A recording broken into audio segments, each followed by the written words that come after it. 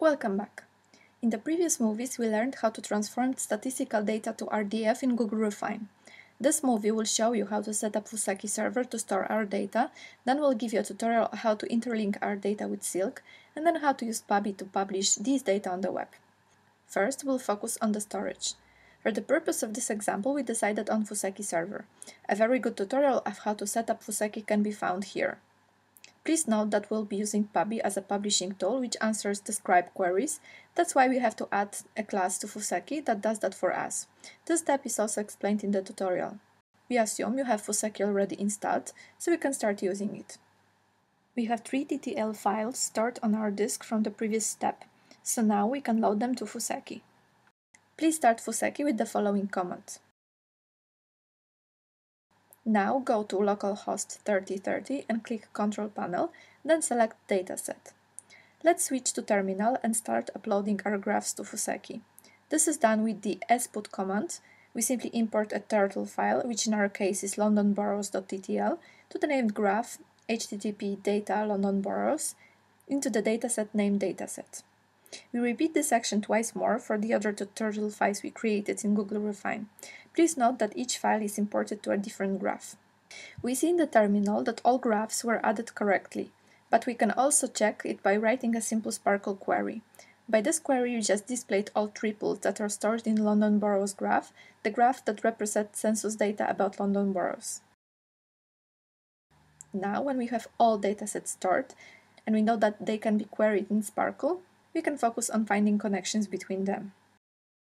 In order to provide high-quality links between data sources, we propose to use Silk Link Discovery Framework.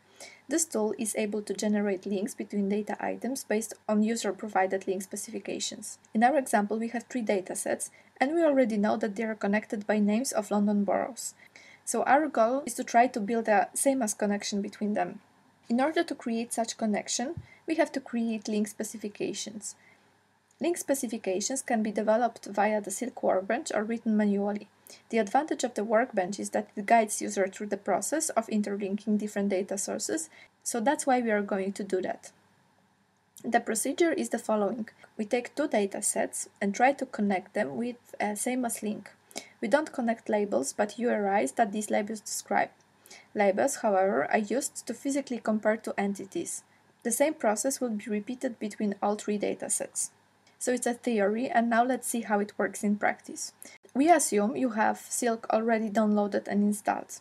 If not, please find the link in the movie description. So let's run Silk Workbench. Go to localhost 8080. Now click on Project and name it the way you want. In order to create links, Silk has to know the source of the data. That's why we add our Fusaki Sparkle endpoint to the data sources. You should remember that our 3 datasets were imported to Fusaki under named graphs. That's why we have to add these 3 sources to the workbench, which will have the same endpoint but different graphs. We'll differentiate them by giving them unique names. Therefore, for London Boroughs data, we type data London Boroughs graph, for crime data, data crime data, and for energy, we type data/energy. As you probably remember, we were working with DataCube vocabulary. That's why we add it as well to the prefixes list here. Let's go back to our picture of how to link datasets. For the purpose of this example, we'll create links between London Boroughs dataset and crime rates in boroughs data. The other 2 linkage rules were created in a similar way, so you can download them from the movie description. As we mentioned before, we'll be looking for same-as links between observations for particular graphs, London boroughs and crime. Observations are expressed in our graphs by QB observation. Now let's see how it is done in a workbench. Please click on Task. We want to create same-as links between London boroughs and crime data, therefore we have to choose proper endpoints and name the task in a meaningful way. In our example, we've chosen London Census Crime. As we mentioned before, we want to find links between observations, so my prefix in this case will be QB and my class observation. Just because we use the same vocabulary for all datasets, the target restriction for both of the datasets is the same. Moreover, we specify the output file for our future links. We name it the same way as a task. Let's go back to our diagram. We want to interlink not only observations, but precisely speaking, URIs related to area names for these observations. However, it's easier to compare labels related to these URIs than URIs themselves, so we are going to do exactly that. And this is done in the workbench the following way. Click Open on newly created task. So now we are transferred to the editor.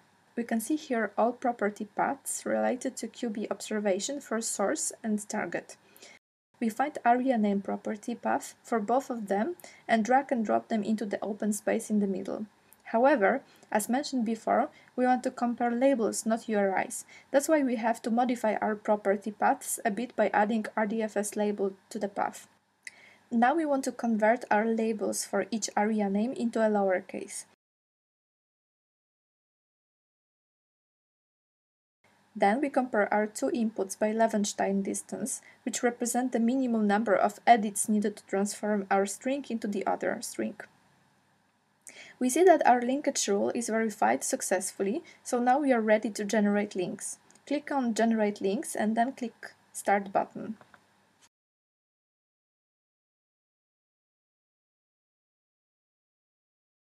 We got a set of links between particular boroughs. We can see that according to our linkage metric, they are verified as correct. We can check it ourselves by clicking somewhere here. If link is OK, then we can confirm its correctness. Such links can now be imported to Fuseki. The appropriate files with these links can be found under the following path. Now, go to terminal and import censuscrime.nt to the graph of the name borough crime links. This is done the following way. We can check if our data were imported to Fuseki correctly by writing a simple query that gives all triples that represent connections between graphs. We create other two link specifications in Silk Workbench in a similar way. The appropriate link specification files can be found in the description of the movie. They were also imported to Fuseki under appropriate graphs. Now we are ready to publish our data on the web. We use Puppy to do that. Puppy adds link data interface to Sparkle endpoint. Puppy handles requests to the mapped URIs by connecting to the Sparkle endpoint, asking it for information about the original URI, and passing back the results to the client. Our resources are identified by URIs. The URIs used in most Sparkle endpoints are not differentiable R2, so they cannot be accessed in a semantic web browser. Therefore, when setting up a Puppy server for a Sparkle endpoint, we'll configure a mapping that translates our URIs to differentiable URIs. Before you start, you first have to download Puppy from the link you can find in the description of the movie. You'll have to have a servlet container installed. In this case, we are using Jetty as a servlet container. In order to launch Puppy, copy web app directory from Puppy to Jetty web apps directory. We decided to rename web app to Puppy and set Jetty home.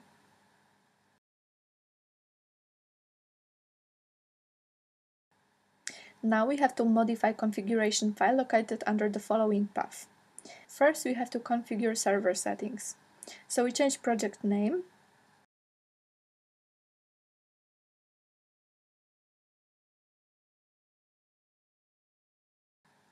and configure project homepage.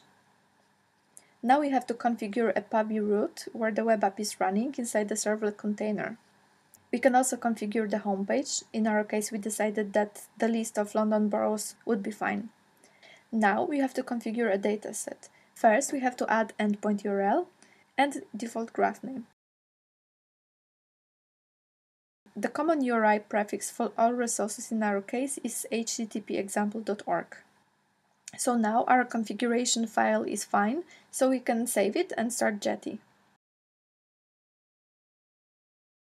Let's go to localhost 8080/Puppy, and if everything works fine, we should see our data published on localhost. Now we can browse our link data and see the connections between datasets. For example, imagine that our client is looking for a property in Hackney. When clicking on the following link, we see all data from London Borough's dataset. Moreover, we see that this borough is connected to the property is same as of to Hackney data that are stored in police records graph and energy consumption graph. When you click on these URIs, you'll find even more data about Hackney.